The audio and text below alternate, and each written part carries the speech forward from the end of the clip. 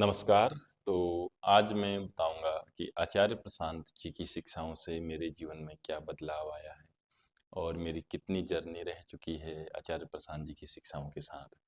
तो सबसे पहले मैं आचार्य प्रशांत जी को और उनकी संस्था को तहे दिल से बहुत-बहुत धन्यवाद देना चाहता हूँ। अगर वो और उनकी संस्था ना होते तो मेरे जीवन में इतने बदलाव ना आ पाते और मैं समझ ही नहीं पाता कि जीवन क्या होता है और हजारों लाखों लोगों की तरह मैं जो एक साधारण ढर्राबद्ध जीवन है उसी को जी रहा होता। मुझे कभी समझ ही नहीं आता कि असल जीवन क्या होता है। तो सबसे पहले मैं शुरू करूँगा कि जब मैं कॉलेज के बाद जो है तैयारियाँ कर रहा था अपने लाइफ में, जिसको लोग सक्सेस, सो कॉल्ड सक्सेस मानते हैं, ठीक है? तो उसी की तैयारी मैं कर रहा था और ऐसा नहीं कि तैयारी बहुत अच्छे स्तर से मैं कर रहा था। सारी चीज़ें, पढ़ाई में भी ठीक-ठाक था। तो मैंने देखा कि बहुत सारी चीज़ें हासिल करने के बाद भी सब कुछ अधूरा-अधूरा और वही बेचैनी, सब कुछ वही जीवन में।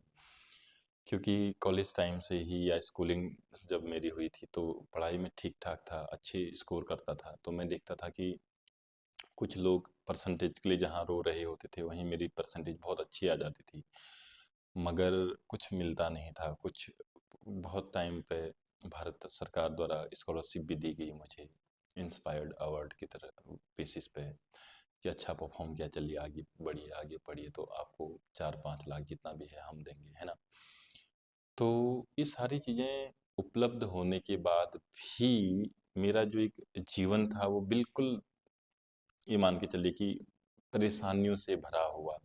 बाहर सारी चीज़ें थी, आस-पास के लोगों में, दोस्तों में थोड़ा बहुत सारी चीज़ें थी कि हाँ, इसका तो ये है, वो है। मगर मैं देखता था अपने निजी जीवन को, जब देखता था, आँकता था, तो बहुत ही परेशानियों से भरा हुआ, तकलीफ़ों से भरा हुआ, दुखों से भरा हुआ। तो एक बार जो है बहुत जो, देखिए जहाँ से मैं बिलॉन्ग करता हूँ वहाँ पर जो है ये छल कपट, देवी देवता वगैरह, मतलब किसी में देवी आ जाती है और भगवान के नाम पे पशु बलि वगैरह बहुत सारी चीज़ें दी जाती हैं। तो मैं एक थॉट प्रोसेस मेरे अंदर हमेशा चलता था कि यार ये चीज़ें सही हैं क्या? भगवान ऐसे होते हैं क्या? मतलब किसी का अच्छा करने के लिए पशु बलि दी जा रही हो और उसका अच्छा हो गया, तो ये चलते रहता था। लेकिन क्योंकि समझ में नहीं आती थी बातें, सारे लोग यही करते थे तो लगता था हाँ यही होता होगा। बशर्ते बचपन में जो है कभी पशु बलि देने के लिए एक छोटा सा बकरी का बच्चा लाया गया था घर में, वो हमने नहीं मारने दिया घर वालों को, कि कहा नहीं मारेंगे हम इसको, है ना? तो ये इंसिडेंट था।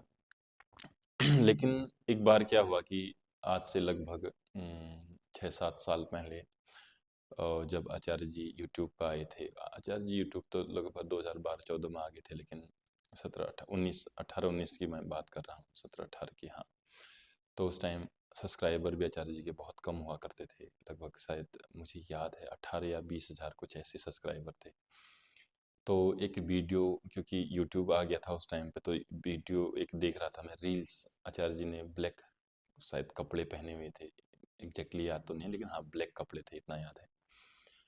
तो वीडियो मेरे सामने आया, शॉर्ट्स वीडियो आया, और उसमें जो है किसी चीज़ की, ये जो पाखंड होता है, इसी चीज़ के विरुद्ध आचार्य जी ने बोला था कि ये पाखंड क्यों किया जाता है और ऐसा होता भी है या नहीं। तो मैं बिल्कुल एकदम शॉक्ड रह गया था। सोचा था कि ऐसा भी हो सकता है क्या? मैं बिल्कुल अजीब, जो समाज ने जैसा मुझे डिज़ाइन किया था, ठीक उसके विपरीत जा रही थी बातें। बहुत हद तक मुझे लग रहा था कि विपरीत ही जा रही हैं बातें। कुछ-कुछ मुझे भी एहसास होता था कि हाँ, यार समाज में ये गलत है। लेकिन क्योंकि समाज वाले कर रहे थे तो लगता था हाँ, यही सही है। लेकिन आचार्य जी ने जब बोला उस बात पे, तो मुझे बड़ा अजीब लगा कि यार ये बंदा तो बिल्कुल सीधे विपरीत ही बोल रहा है, ऐसा कैसे होता है? मैंने कहा, वीडियो जो शॉर्ट्स है उसको हटा दिया मैंने, मतलब आगे स्क्रॉल कर लिया।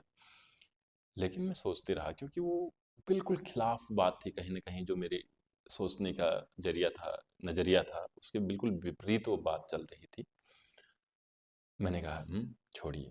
और मैंने सबसे पहले शायद सब्सक्राइबर ही चेक किए थे कि ये बंदा कोई, क्योंकि वही होता था कि जो ज़्यादा फेमस होता है तो सोचते हैं कि वही ज़्यादा अच्छा होगा, है ना?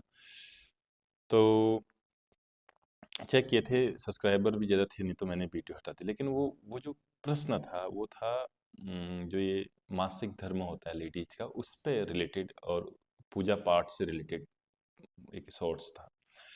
तो वो लगभग पूरे 3-4 दिन मेरे माइंड में चलते रहा। फिर जाके शायद दूसरे तीसरे दिन किसी दिन माइंड में एक क्लिक हुआ कि यार, जो बंदा था आचार्य प्रशांत जी का नाम तो जानता नहीं था, कि वो सही कह रहे थे। सही कह रहा था, इस टाइम उस टाइम दिमाग में ही आया था, सही कह रहा था बंदा। तो मैं ढूंढने लगा, तो एक फीचर मिला मुझे यूट्यूब पे नया। उस टाइम पहली पहली बार शायद यूट्यूब चला रहा था, मतलब टाइम हो गया होगा, लेकिन ज़्यादा फीचर वगैरह मालूम नहीं थे कि हिस्ट्री भी उसमें कुछ आती। तो हिस्ट्री में मैंने आचार्य जी की वो वीडियोज वापस देखी, फिर और वीडियोज सुनी, कुछ लॉन्ग वीडियो सुनी। फिर ऐसी स्थिति आई कि हाँ यार, बातें तो सही हैं, वास्तव में होता यही है और हम यही मान रहे होते हैं।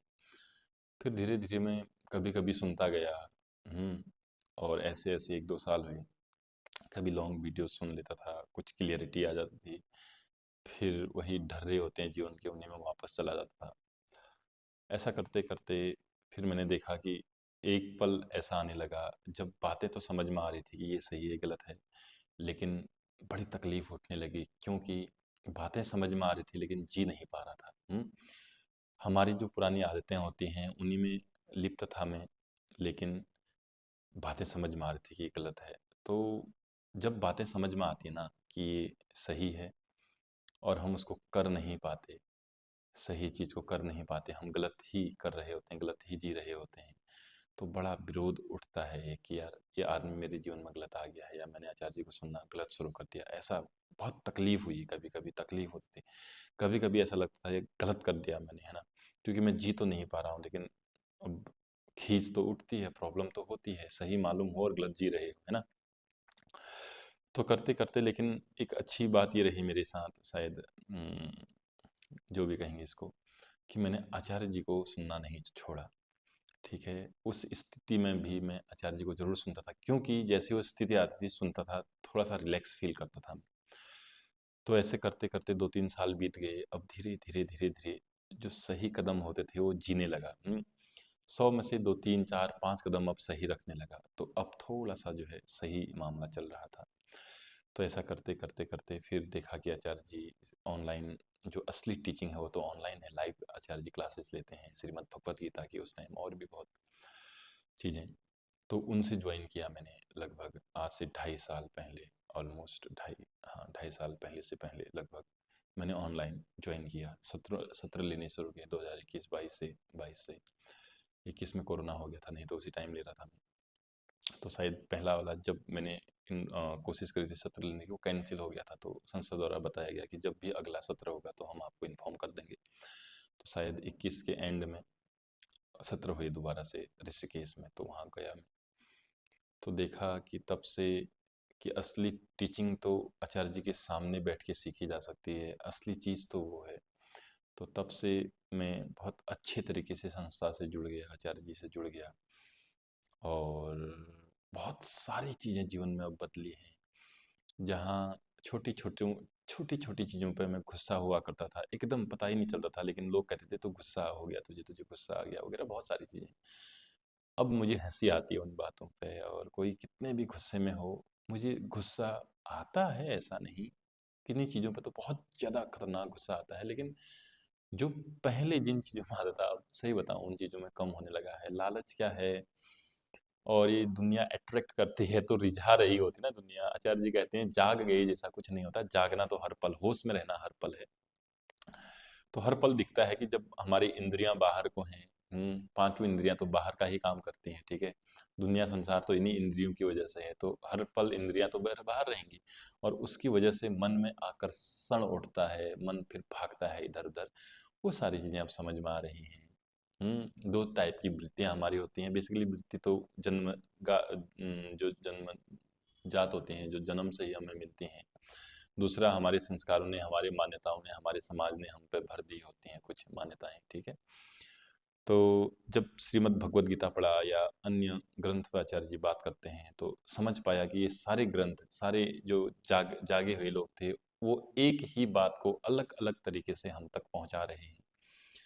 जब आचार्य जी श्रीमद् भगवद गीता पे बात करते हैं, आचार्य नागार्जुन बौद्ध दर्शन पे बात करते हैं, कठ उपनिषद पे बात करते हैं, या किसी अन्य उपनिषद पे बात करते हैं, संत सरिता पे बात करते हैं, लाओ त्ज़ु पे बात करते हैं, या किसी और फिलोसोफर पे बात करते हैं, तो देख पाता हूँ अब कि बातें सारी एक ही हो रही हैं, और वो बातें इसलिए हो रही हैं ताकि मैं दुख न सहूं, दुख को पहचान पाऊं, समस्याओं से ऊपर उठ पाऊँ। हमारा जीवन, इंडिविजुअल का जो जीवन है, जिसको मानव कहते हैं, उसका जीवन बहुत अच्छा हो, ऊँचा हो, जैसा भी वो जीवन जी रहा है, उससे ऊपर उठे, और हमारे साथ-साथ जो प्राकृतिक चीज़ें हैं, वो भी सहज भाव से अपना काम तो करते हैं, हम उसमें दखल अंदाज़ी करके जो है, सब तहस-नहस कर देते हैं।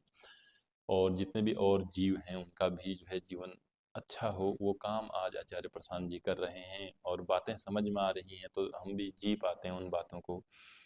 और कभी विवेकानंद जी ने एक बात कही थी, अगर आपको याद हो, कहा था कि 100 लोग मुझे मेरे जैसे मिल जाएँ, तो मैं पूरे भारत का ही नहीं, दुनिया का नक्शा बदल सकता हूँ। सब चीज़ बदल सकता हूँ, नक्शा इन द सेंस सारी चीज़ें बदल सकता हूँ। आचार्य जी भी आज उसी काम में लगे हुए हैं, उसी केंद्र से बात कर रहे हैं। कभी कृष्ण ने करी थी, कभी बुद्ध ने करी थी, कभी महावीर जी ने करी थी, कभी उधर आप देखेंगे तो मोहम्मद साहब ने करी थी, कभी क्राइस्ट ने करी थी, ईसा मसीह ने, कभी किसी ने करी थी, कभी गुरु गोविंद साहब ने करी थी, कभी ओशो कह गए थे, आज कभी राबिया कह गई थी, कभी रमन महर्षि, कभी कृष्णमूर्ति जी, कभी रेने डेकार्त, कभी सुकरात, कभी आज जो है वो बात आचार्य प्रशांत जी बोल रहे हैं।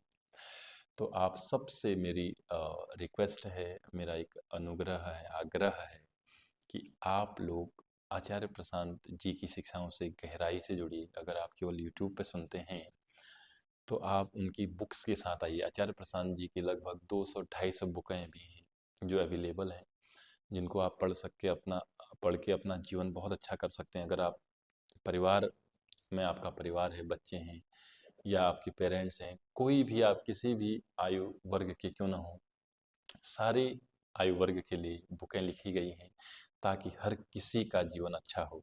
आप एक माँ हैं, तो आपके लिए माँ पुस्तक लिखी गई है, ताकि आपका बच्चों का लालन पालन कैसे करना है, अपने परिवार को कैसे आपने आगे बढ़ाना है।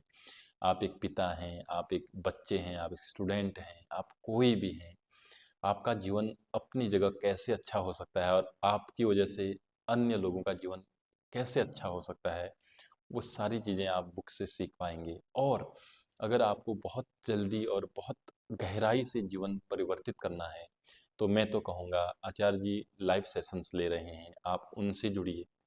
उनसे जुड़ेंगे तो आप दूसरों की भी मदद कर पाएंगे। आचार्य जी की बात अभी 55 मिलियन लोगों तक ही पहुंच पाई है, 5-5.5 करोड़ लोगों तक ही पहुंच पाई है। 800 करोड़ लोग हैं, उससे भी ज़्यादा लोग हैं। सब मिशन है कि सब तक बात पहुंचे, क्योंकि सब अच्छा जीवन जीना चाहते हैं। तो इसमें भी आप सहयोग कर सकते हैं, है ना? और अपना जीवन तो बेहतर बनता ही बनता है, और लोगों तक जब बात पहुंचती है, तो लोग जो बहुत परेशानी में होते हैं, मैं देखता हूँ यूट्यूब कमेंट पढ़िए कभी आचार्य प्रशांत जी के, या इसी चैनल पे बहुत सारे कमेंट आते हैं कि बहुत दुख में जी रहे होते हैं लोग, है ना? तो डूबते को तिनके का सहारा कहा जाता है ना, तो ये जो वीडियोज होते हैं, ये उनका जीवन बहुत ऊंचा ले जाती हैं। तो मैं रिक्वेस्ट करूंगा आपसे कि उनकी शिक्षाओं को से आप और गहराई से जुड़िए। कोई बहाना नहीं बनाना है कि ये है, वो है, नहीं। भैया, एक मौका है, ज़िंदगी एक है, बहाना बनाओगे तो केवल दुःख मिलेगा। जितनी ज़िंदगी बची हुई है, उसमें केवल दुःख मिलेगा। दुःख से ऊपर उठना चाहते हो, एक अच्छा जीवन जीना चाहते हो, आचार्य प्रशांत जी की यूट्यूब वीडियोज़ से, उनकी बुक्स पाइए, और मैं तो कहूँगा कि जल्द से जल्द आप श्रीमद् भगवद गीता में एनरोल करिए, जीवन जिएँ अपना। अच्छा लगेगा। जी के तो देखें, 1 महीना, कम से कम 1 महीना तो जुड़िए। जी के तो देखें ना, जीने के लिए हम क्या कुछ नहीं करते, पैसे कमाते हैं, दोस्ती यारी, शादी विवाह, बच्चे बाल बच्चे, नौकरियां, हजारों तरह की पढ़ाई, इतना सब कुछ अगर हम करते हैं तो एक बार क्यों न सीधे श्री कृष्ण के पास जाएं, सीधे मोहम्मद के पास जाएं, सीधे बुद्ध के पास जाएं, सीधे गुरु गोविंद साहब के पास जाएं, सीधे महावीर के पास जाएं। क्या नहीं जा सकते हो? तब जब श्रीमद् भगवत गीता में जब कृष्ण थे वहां पर, तो आधे से अधिक लोग उनके खिलाफ खड़े थे, जिनको कौरव कहते हैं। है या नहीं है बात, है ना? तो आज भी क्या आप कौरव बन के जो है आचार्य प्रशांत जी के खिलाफ होना चाहते हैं, या उनकी शिक्षाओं से जुड़ के अपना जीवन अर्जुन जैसा और ऊंचे से ऊंचा बनाना चाहते हैं? चुनाव आपके हाथ में है, और पूरा वेदांत का सार भी यही है कि चुनने वाले तो आप हो। आपका जीवन आपके हाथों आज तक चुना गया है, और भविष्य क्या होगा, आने वाला पल क्या होगा, उसका चुनाव भी आप प्रतिपल कर रहे हो। तो आप सही चुनोगे तो सही जियोगे, गलत तो चुना ही हुआ है, गलत तो चुना ही जाता है। तो देख लीजिए, आपका जीवन चुनाव आपका है, अच्छा चुनना है कि वही चुनना है जो चुनते आ रहे हैं। और अच्छा नहीं चुनोगे तो फिर जो परेशानियां होंगी, फिर कहोगे भगवान ने मेरे साथ ये कर दिया, मेरी तो किस्मत ही खराब थी। ये फिर कमजोर लोगों के बहाने होते हैं। कमजोर ही रहना है, या योद्धा बन के सामने आना है? चुनाव आपके हाथ में। नमस्कार, धन्यवाद।